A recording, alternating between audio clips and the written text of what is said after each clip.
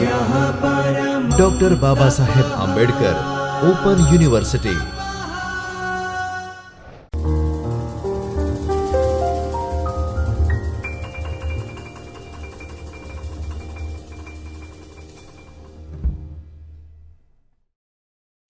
So hello friends, welcome back.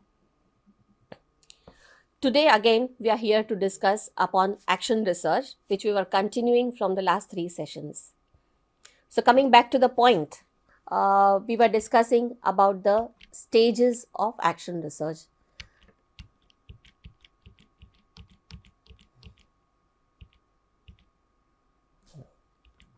So earlier we discussed about stages of action research wherein we covered 2 points. The 2 points were, the first was the planning point and the second one was acting point.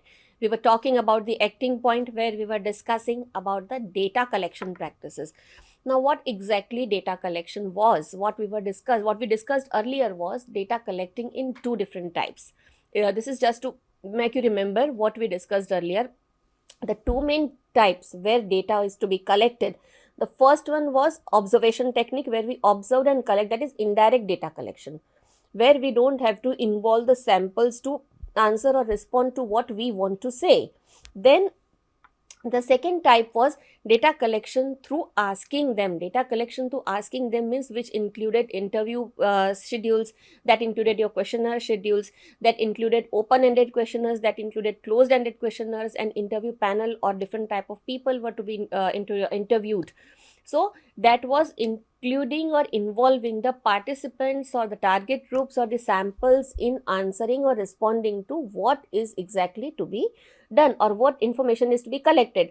Now the third type of collection was, the third type was data collection through examining. It involves gathering data by examining materials already existing and collected in the setting, that is using records, documents, reports, maps, audio or video recording, etc.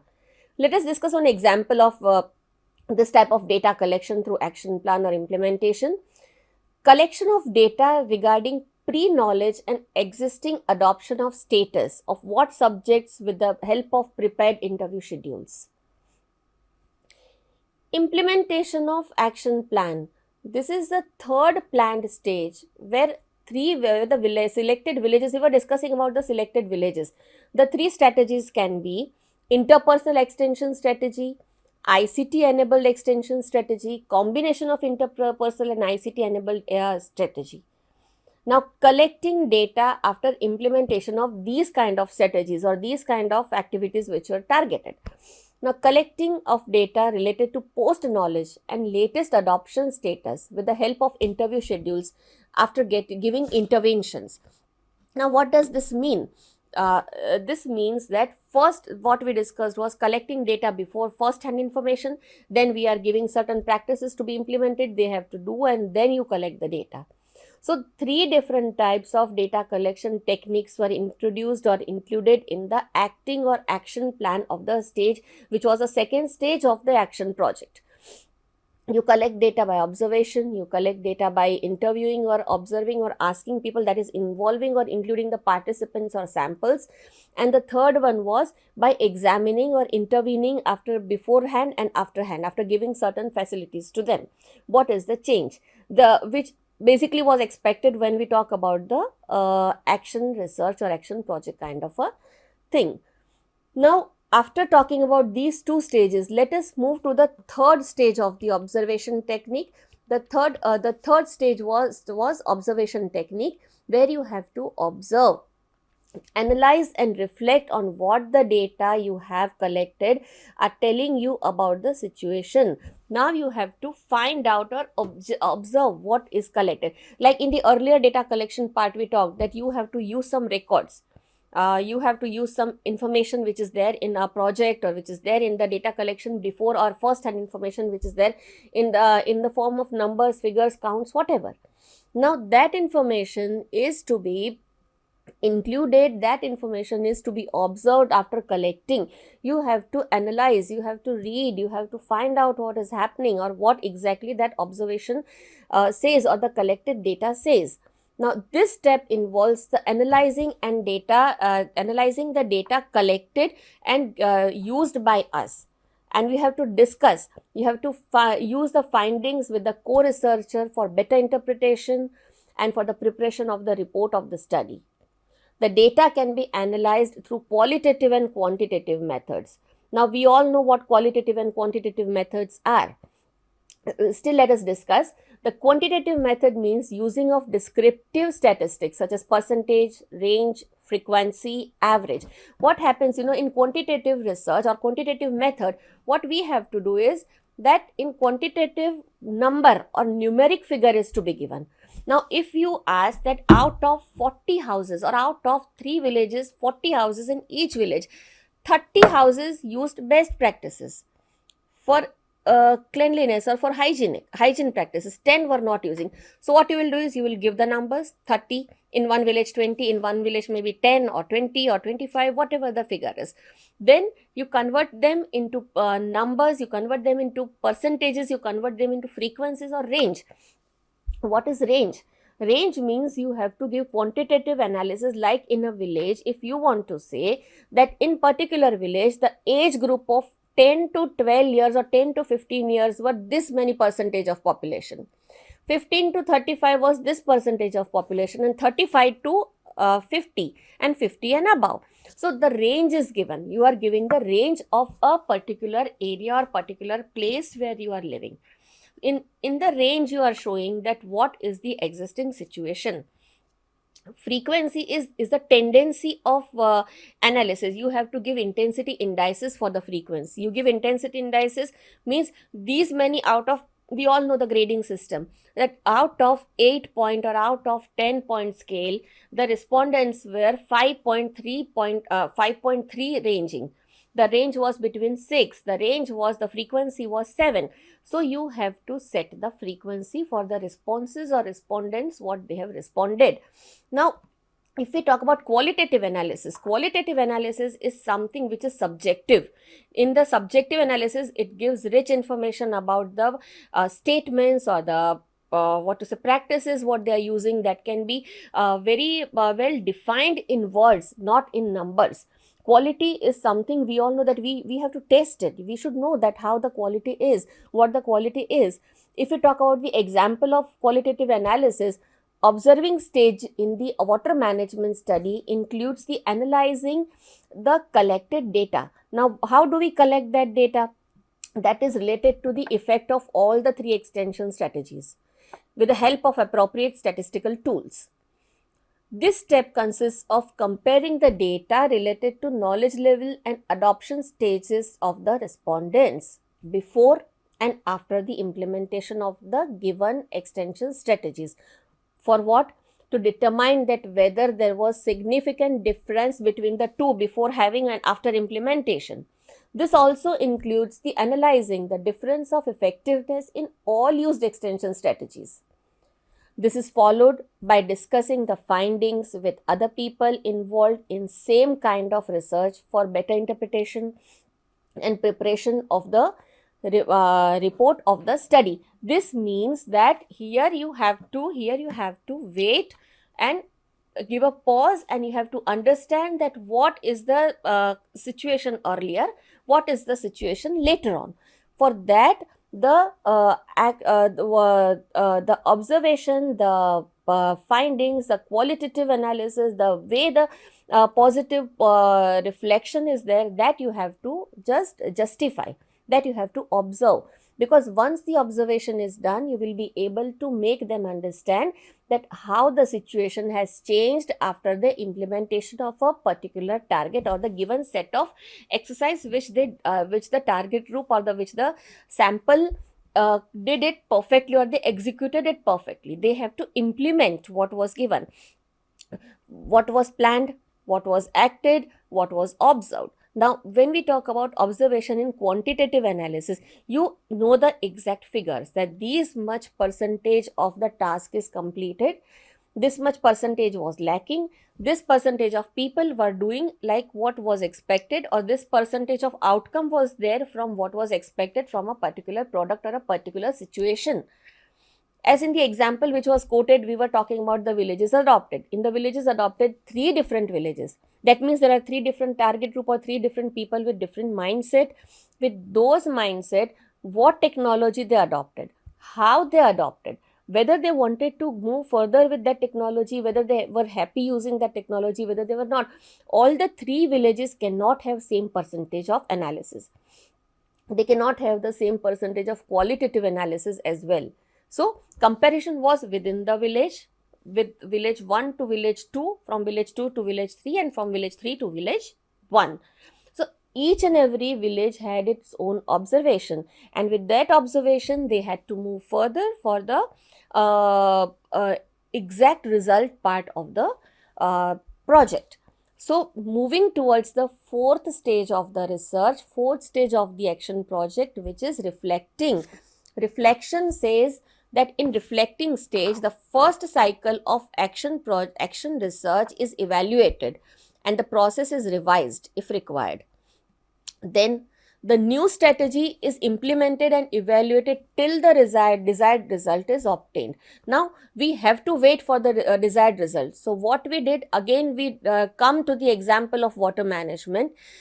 In the study, if the intervention has not improved the water management practices at household level, then a new strategy is made, keeping in view the problems and shortcomings of the previously used strategies. So you have to plan again.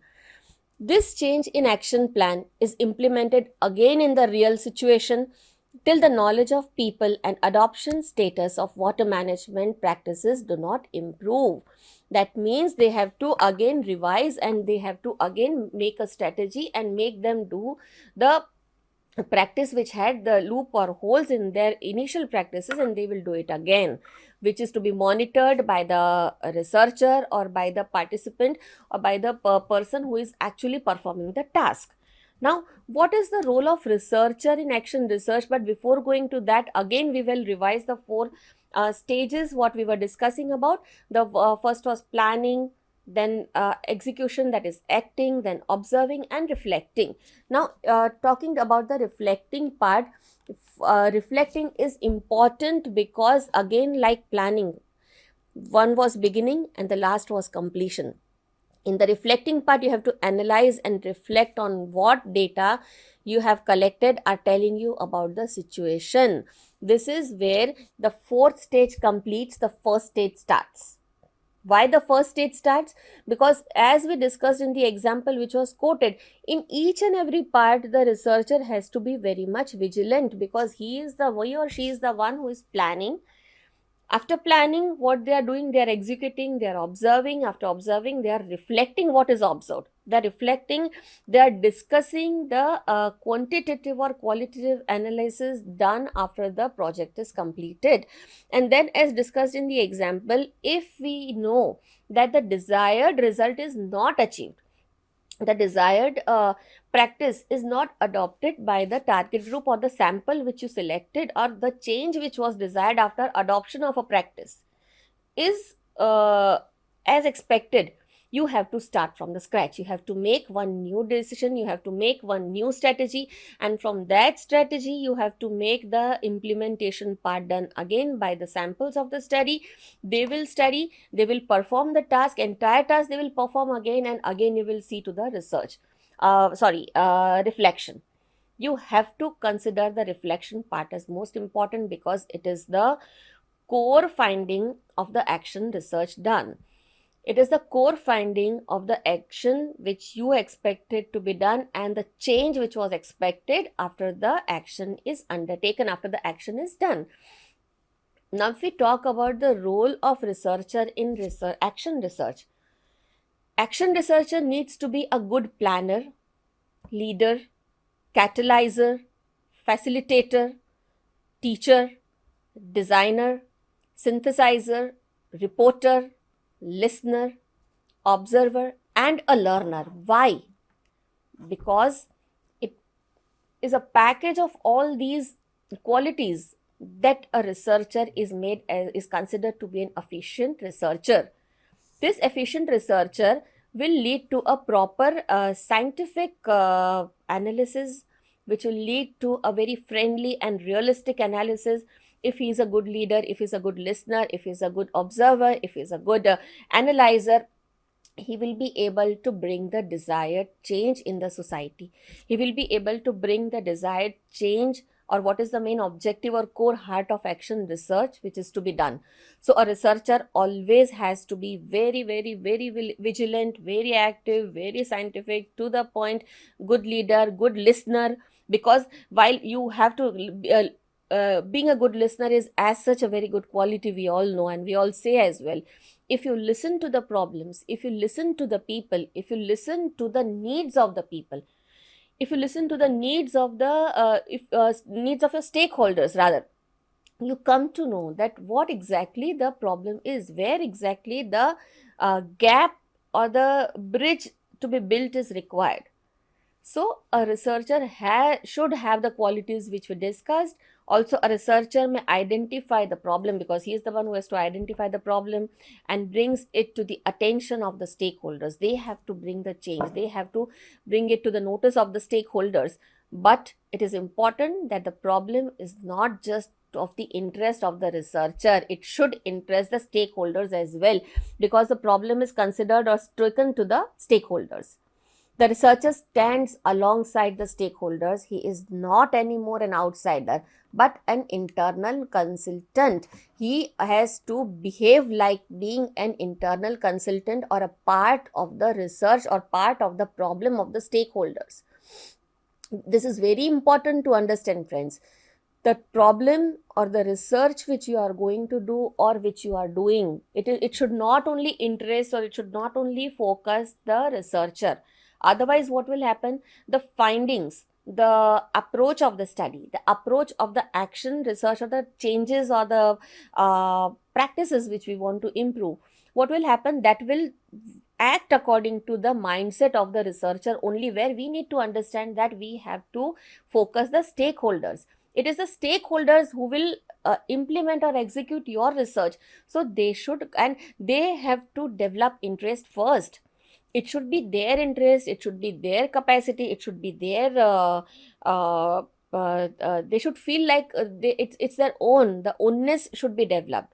Then only they will help the stakeholders, they will help the researcher to work upon a particular project, and the researcher will have to act as a consultant or internal part of that particular group.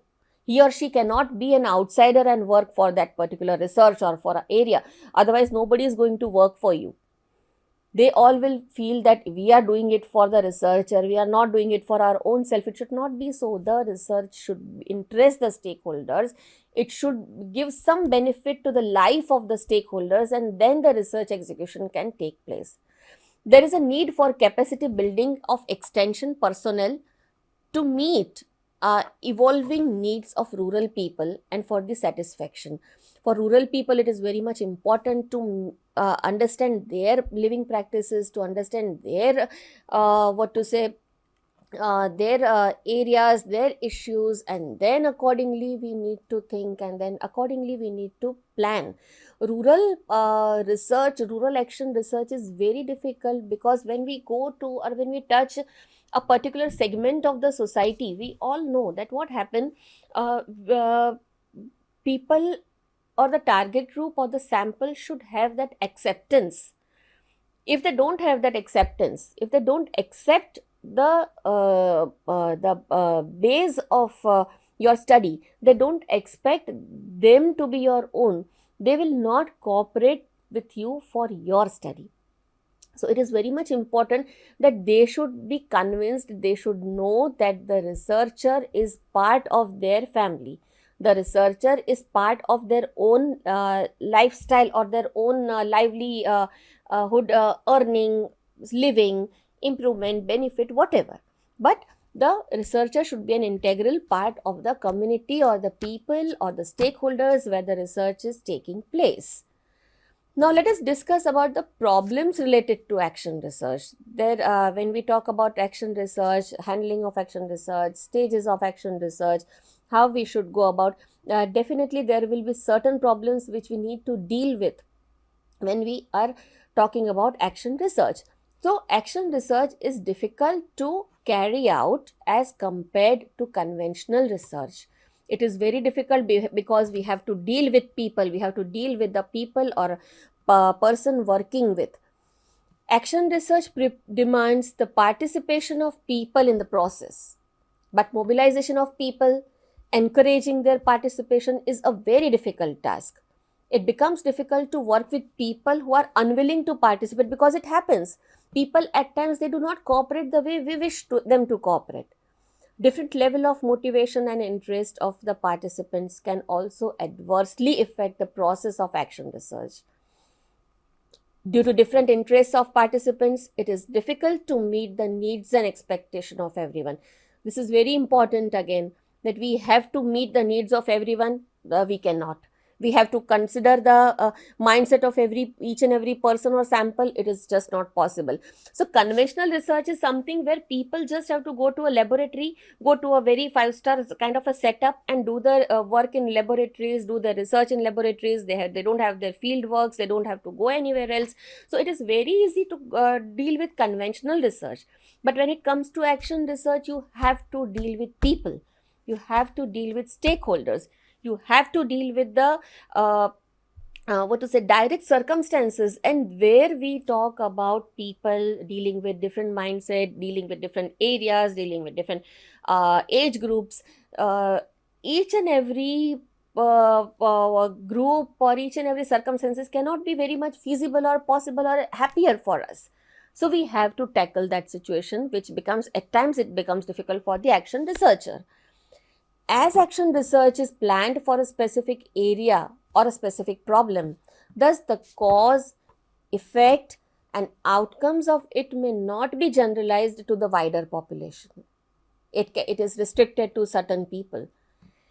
Gaining confidence in using action research methods requires more time and more preparation. It is very tedious.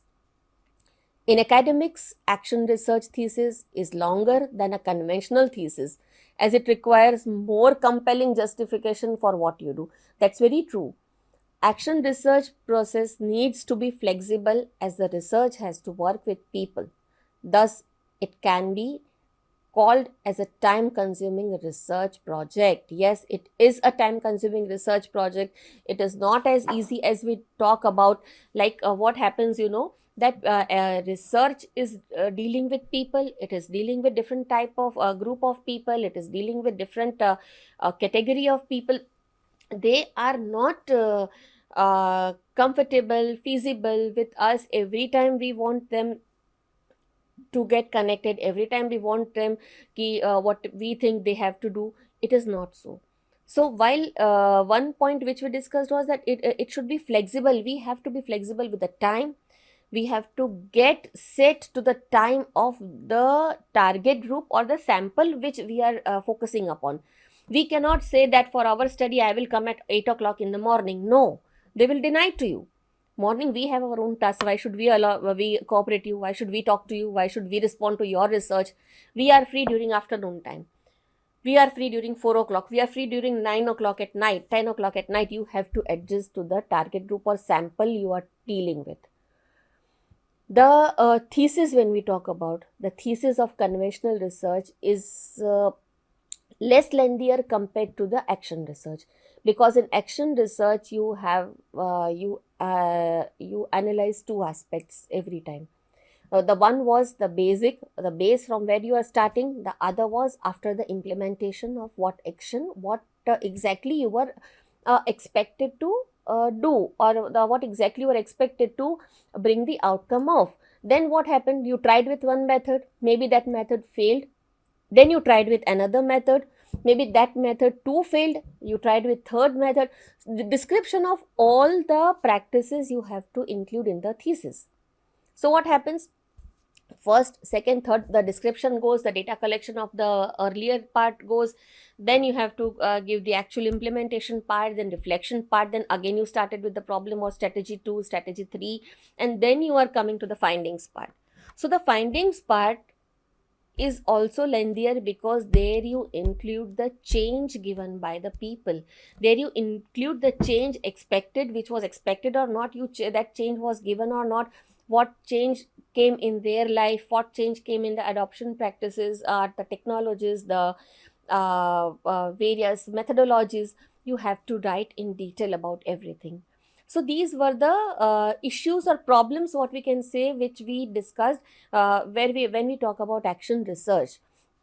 So along with these issues, these problems, but definitely we should say that apart from conventional research, action research is more interesting, more descriptive, more connected with the stakeholders, or with the people, or with the rural urban crux of the country, or with the use and advanced use of various technologies, various practices, various good practices, best practices, various changes to be brought, everything. Action research can be used to bring about changes in the individual or community, as we told that community through participation and collaboration. We have to include the community. The action taken is based on direct results from the problem selected of the study. The investment of time and energy by the participants provides a sense of ownership and connection to the process and outcomes. It is carried out in the problem area, in real life situation, and provides immediate action for leading to the change in the existing situation. For better execution of action research, it is important to understand its process and the role of researcher in the process. So, what happens is you have to include, you have to continue, you have to ask the people, you have to connect with the society, you have to connect with the people, and then you have to do. So, action research every time connects the society, connects the people, and then we lead to the change or research which is expected. For action research, it is very well said that likewise we discussed that the stages are to be discussed, the place is to be discussed, the stakeholders is to be discussed, the limitations are to be considered. So all these things are together combined. So the challenges which we have in our day to day life can be sorted. The challenges which we have in our day to day experiences, experimenting with the things, are to be discussed, are to be developed, are to be changed, and that can be done through action research. In today's session, friends, we discussed about the stages of the action research, we discussed about the limitations of the action research, we discussed about the models of the action research, and how a researcher should go about while action research is going on, or the qualities of the action research, right? I hope the lecture was interesting and you all have understood the way I wanted to communicate to you. Thank you very much for attending the session. Thank you. स्वाध्यायः परमं तपः